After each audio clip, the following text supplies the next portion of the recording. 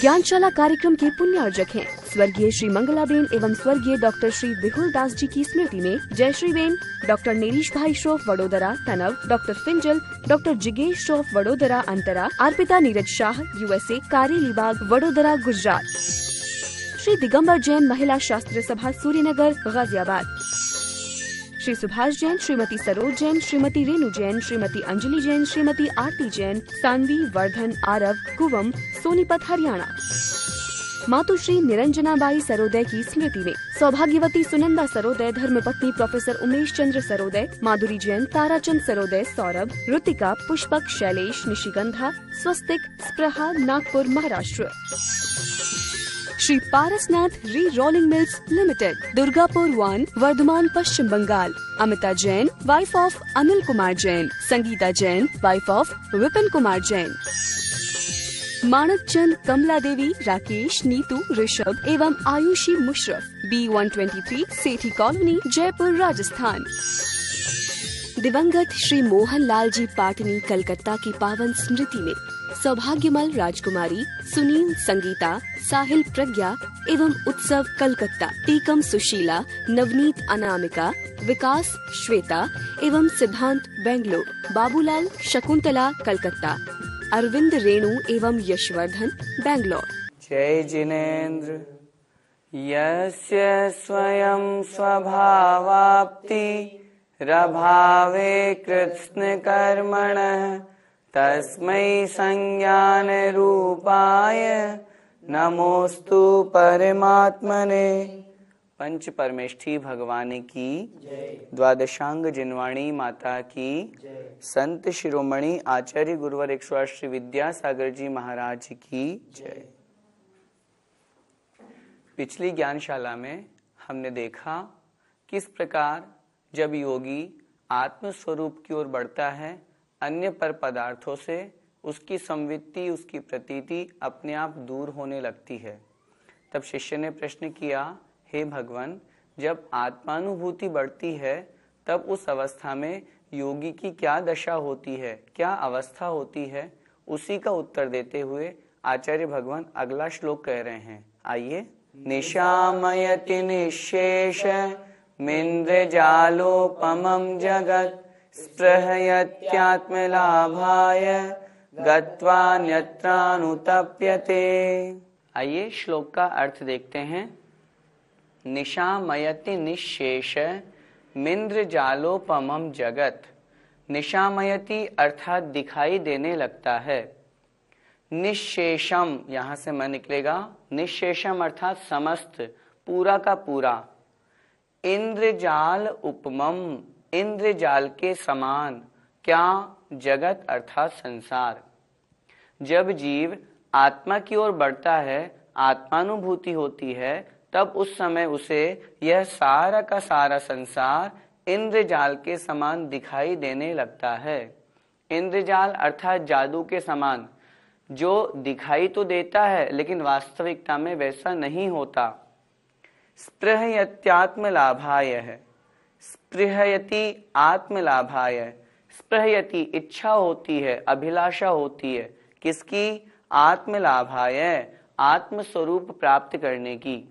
जिस समय उन योगी को आत्मस्वरूप प्राप्त करने की इच्छा होती है, उस समय यह सारा का सारा संसार इंद्रजाल के समान दिखाई देने लगता है। और फिर गत्वा अन्यत्रानुतप्यते, गत्वा अन्यत्र अनुतप्यते। यदि उनका मन कहीं दूसरी जगह गत्वा चला जाता है, अन्यत्र अर्थात दूसरे स्थान पर, उस आत्म स्वरूप को छोड़ करके, शुद्धोपयोग से हट करके यदि उन योगी का मन अन्य स्थान पर चला जाता है, तो वहां जाने पर अनुतप्यते, वे व्याकुल हो उठते हैं, दुखी हो जाते हैं, परेशान हो जाते हैं। कहने का क्या तात्पर्य?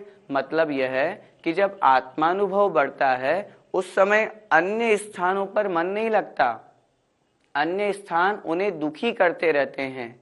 इसलिए उन दुखी स्थानों को छोड़ करके वह अपने आत्म स्वरूप को प्राप्त करने की उनके अंदर इच्छा होती है, अभिलाषा होती है, और उस स्थिति में उन्हें यह सारा का सारा जगत निशेषम जगत, यह पूरा का पूरा संसार उस इंद्रजाल के समान दिखाई देने लगता है।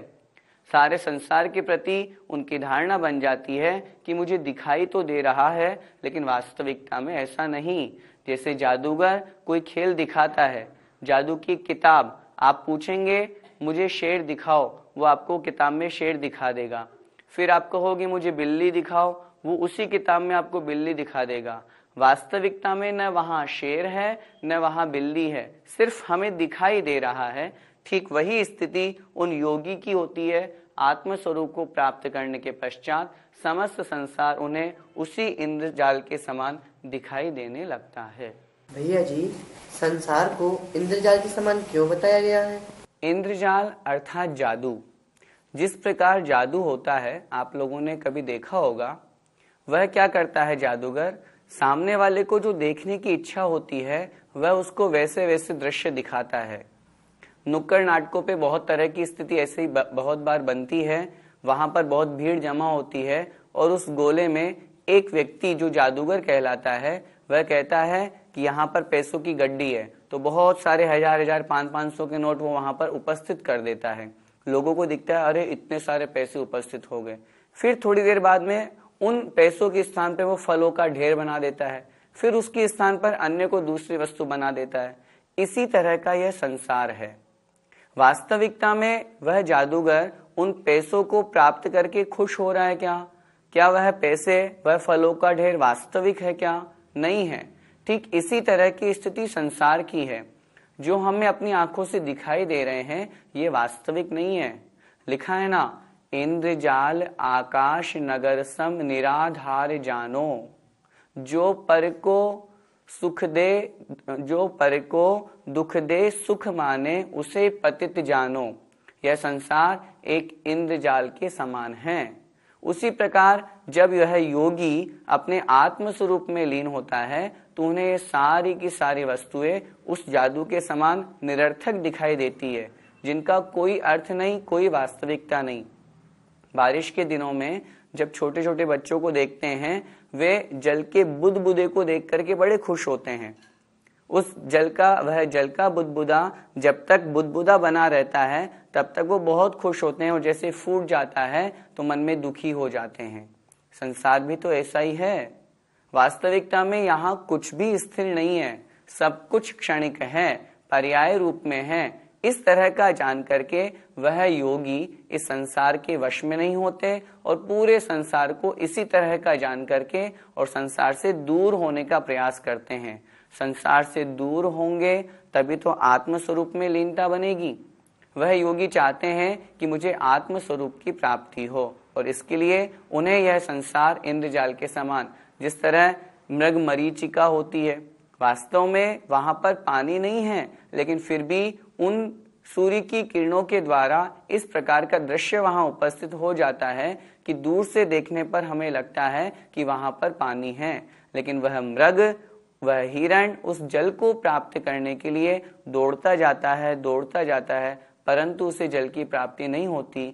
उसी प्रकार संसार होता है। उसी प्रकार यह संसार के पंचेंद्रिय विषय भोग होते हैं, जो हम सोचते हैं, विचार करते हैं कि हमें सुख दे देंगे, लेकिन वास्तविकता में सुख प्राप्त नहीं हो पाता, और यही स्थिति उन योगी की बन जाती है। भैया जी, ऐसे साधुओं का हमें कौन सा उपयोग मानना चाहिए? उपयोग 3 प्रकार का होता है: अशुभोपयोग, शुभोपयोग और शुद्धोपयोग। तीव्र कषाय रूप परिणाम होना, पंचेंद्र के विषय रूप परिणाम होना, यह अशुभोपयोग है। मंद कषाय रूप परिणाम होना, यह शुभोपयोग है, और कषाय रहित परिणाम होना, यह शुद्धोपयोग है। आप बात कर रहे हैं ऐसे साधुओं की जो आत्म स्वरूप में लीन हैं, उस समय उनके शुद्धोपयोग होगा। जैसे ही वह शुद्धोपयोग से च्युत हुए, निश्चित रूप से वो शुभोपयोग को प्राप्त होंगे। लेकिन शुभोपयोग में भी उनका मन बड़ा विकल्पित होता है। तभी तो आचार्य भगवान ने यहाँ लिखा, गत्वा अन्यत्रानुतप्यते। उस शुद्धोपयोग से छूटे, आत्म स्वरूप से लीनता हटी, शुभोपयोग में आए, तब पुनः मन बार बार करता है कि नहीं, मुझे तो शुद्धोपयोग में ही जाना है। मूलाचार्य जी में आचार्य भगवान ने लिखा है कि ऐसे मुनि महाराज जो शुद्धोपयोग से च्युत होकर के शुभोपयोग में आ गए हैं, उन्हें ऐसे ग्रंथों का स्वाध्याय करना चाहिए जो पुनः उन्हें शुद्धोपयोग की ओर ले जाए। शुद्धोपयोगी आत्म में लीन जो साधु महाराज होते हैं, उस समय वह आत्म स्वरूप में तल्लीन हो जाते हैं और क्वचित कदाचित यदि पुनः वह गिर करके शुभोपयोग में आ जाते हैं तो पुनः उनकी भावना बनी रहती है कि मैं शुद्धोपयोग को प्राप्त हूं। इस प्रकार आत्म ध्यान में तल्लीन साधुओं को उस समय, जिस समय आत्म ध्यान में तल्लीन हैं, उनके शुद्धोपयोग जानना चाहिए। और जब वो वहां से च्युत होकर के अन्य जो 28 मूल गुणों का पालन है, चारित्र का पालन है, प्रतिक्रमण, प्रत्याख्यान, सामायिक आदि है, उस समय उनके शुभोपयोग जानना चाहिए। भैया जी, योगी उपयोग के अन्यत्र जाने पर दुखी क्यों होता है? जिसे जो वस्तु चाहिए, यदि वह वस्तु उसे प्राप्त नहीं हो तो वह जीव दुखी हो जाता है। यही स्थिति उस योगी की है। योगी चाहता है कि मैं आत्म स्वरूप में ही लीन रहूं। क्यों? क्योंकि उनका लक्ष्य है मोक्ष को प्राप्त करना, और वह मोक्ष शुद्धोपयोग माध्यम से ही होगा। तो वह योगी यही चाहता है कि मेरा मन, मेरी आत्मा हमेशा शुद्धोपयोग में ही लीन रहे, मैं हमेशा आत्म स्वरूप में लीन रहूं। लेकिन जब वह आत्म स्वरूप में पूर्ण स्थिर नहीं रह पाता, बहुत लंबे समय तक नहीं रह पाता, तब अन्यत्र उपयोग चले जाने पर, शुभोपयोग रूप उपयोग हो जाने पर वह योगी दुखी हो जाता है। यों चिंत्य निज में थिर भये तिन अकथ जो आनंद लयो। अर्थात आत्म स्वरूप में बड़ा सुख और आनंद है। यह हम सिर्फ वचनों के माध्यम से नहीं कह सकते, यह तो सिर्फ एक अनुभव की चीज है। आत्मानुभूति जब होती है तब एक अलग ही आनंद की प्राप्ति होती है, अलग ही सुख मिलता है। लेकिन हम विचार करें, जब वह योगी उस आनंद से और उस सुख से दूर हो जाता है, उसका विकल्प हो जाता है, तो वह जीव दुखी होने लगता है। इसका मतलब निर्विकल्प होना सुख का कारण है और विकल्पित होना दुख का कारण है।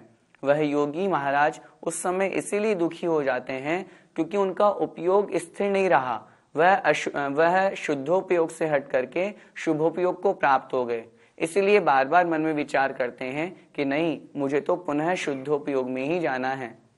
अन्य जो सांसारिक विकल्प हैं, चाहे वे धार्मिक भी क्यों ना हो, उन योगी के लिए तो वे विकल्प ही हैं। इसलिए उन विकल्पों से दूर होकर के वह योगी पुनः शुद्धोपयोग में जाने के लिए तत्पर हो जाता है। और जब तक नहीं पहुंचता तब तक हमेशा मन में यह विचार करता रहता है कि अरे, मुझे तो शुद्धोपयोग को प्राप्त होना है।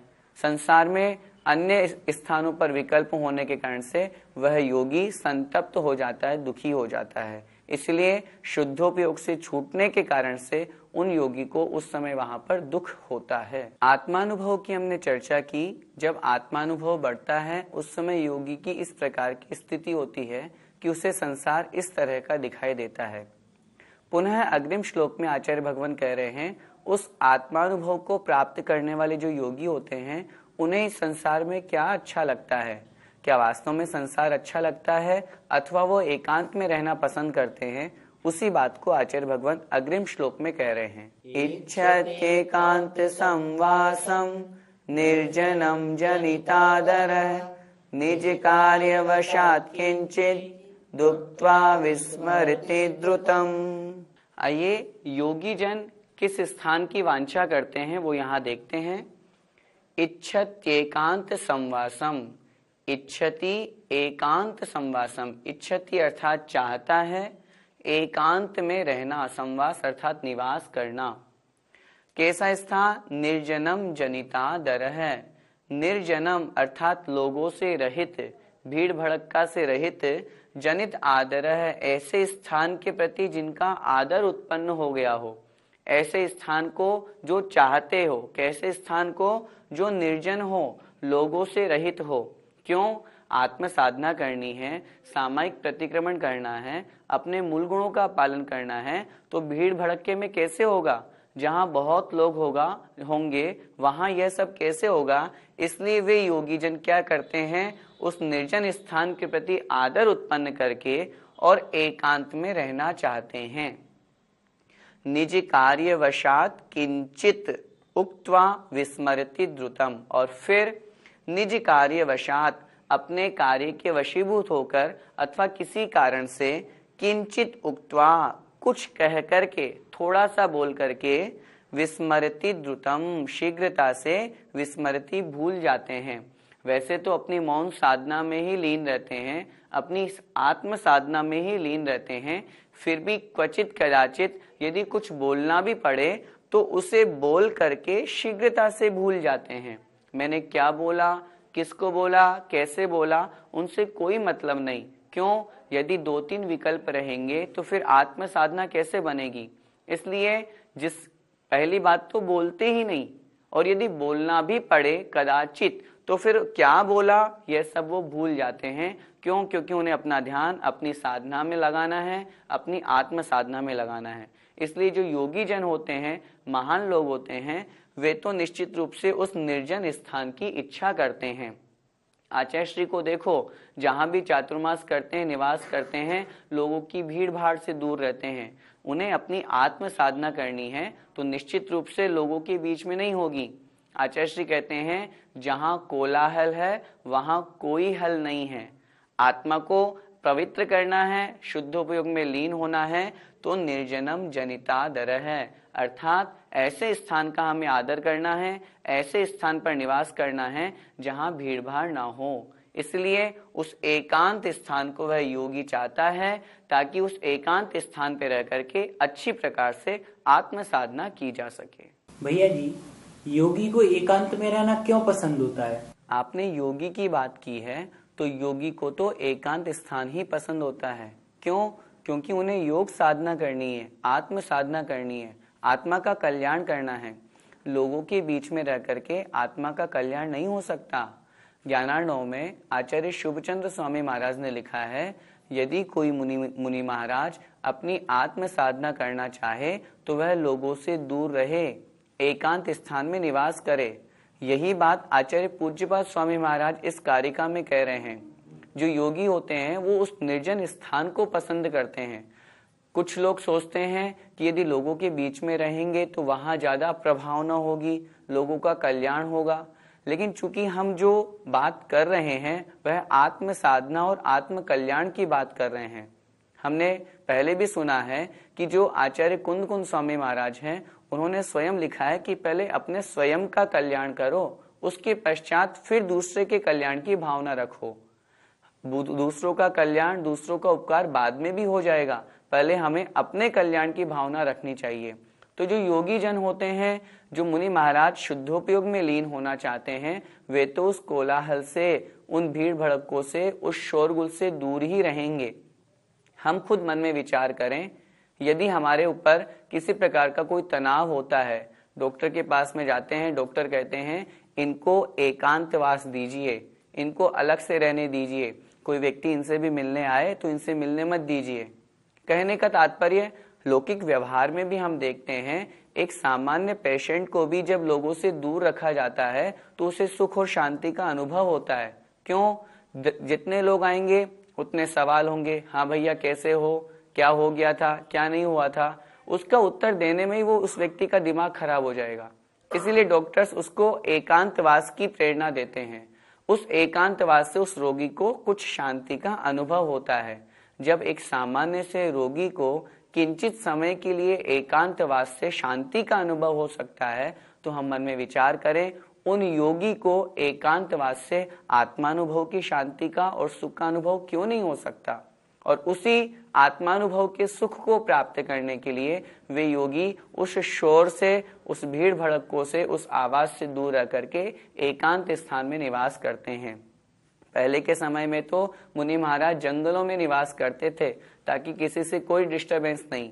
वर्तमान युग ऐसा नहीं है, लेकिन फिर भी ऐसे क्षेत्रों पे जाकर के रहना जहां पर लोगों का आना जाना कम हो, अपनी आत्म साधना और अधिक अच्छे तरीके से जहां बढ़ा सकते हो, उस स्थान पर निवास करना, यही एकांत संवास कहलाता है। भैया जी, अगर मुनि महाराज निर्जन स्थान में रहेंगे तो फिर समाज का कल्याण कैसे होगा?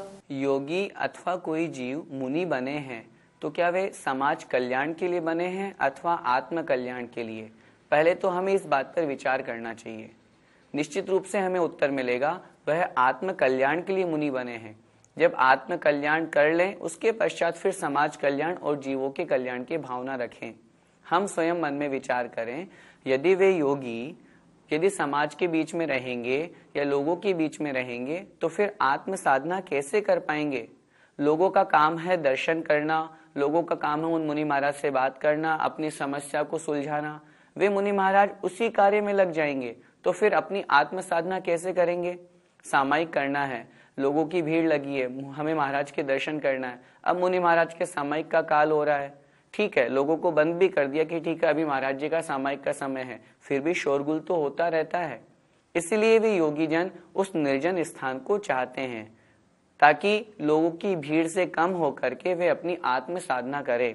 देखो ना, तीर्थंकर भगवान अथवा चतुर्थ काल की जब हम बात करते हैं उस समय तो वो निश्चित रूप से सिर्फ अकेले ही निर्जन स्थान पर जंगल में ही निवास करते थे, परंतु वर्तमान में युग वैसा नहीं है, तो भी वो ऐसे स्थान को ढूंढते हैं जहां पर लोगों का आना जाना कम हो, लोग नहीं आए, ताकि उनकी साधना अच्छी हो सके। इसलिए आत्म साधना अच्छी होगी तो लोगों का कल्याण स्वयमेव हो जाएगा।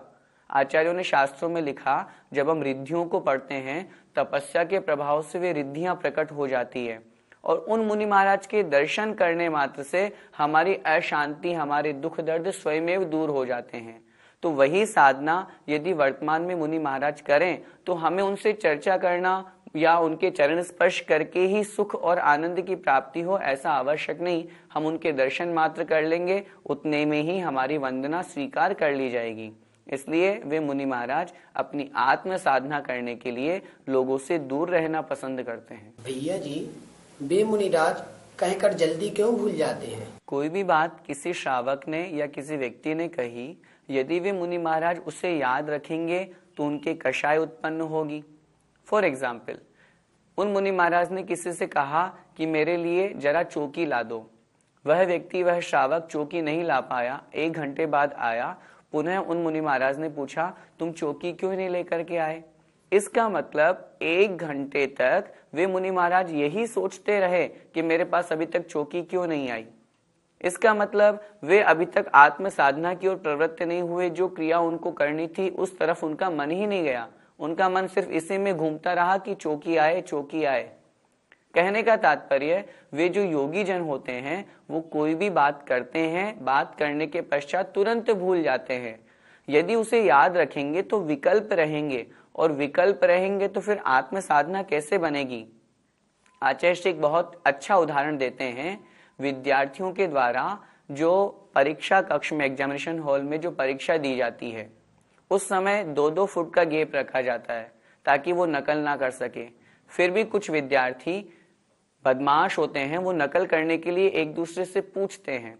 जो तुरंत अपने काम में लगा हुआ है, कंटिन्यू अपना काम कर रहा है, उस होशियार विद्यार्थी से जब कोई दूसरा विद्यार्थी कुछ प्रश्न का हल पूछता है तो वह विद्यार्थी कुछ बोल करके और अपने काम में वापस लग जाता है।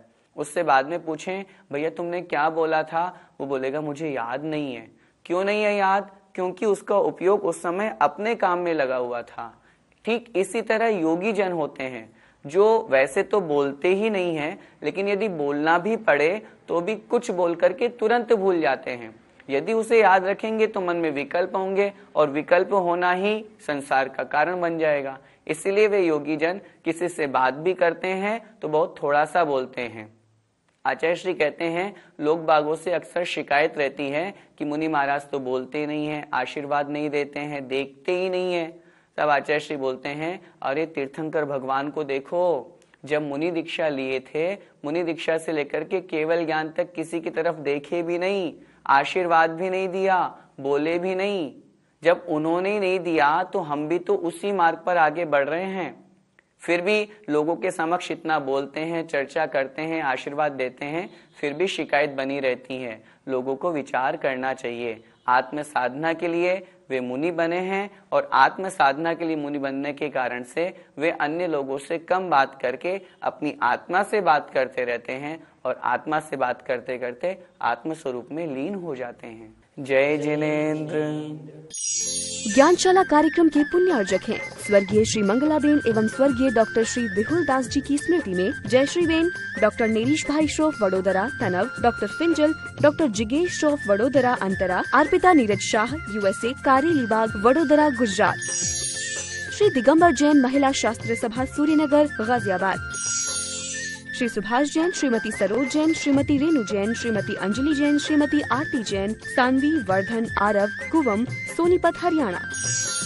मातुश्री निरंजनाबाई सरोदय की स्मृति में सौभाग्यवती सुनंदा सरोदय, धर्मपत्नी प्रोफेसर उमेश चंद्र सरोदय, माधुरी जैन, ताराचंद सरोदय, सौरभ, ऋतिका, पुष्पक, शैलेश, निशिगंधा, स्वस्तिक, स्प्रहा, नागपुर, महाराष्ट्र।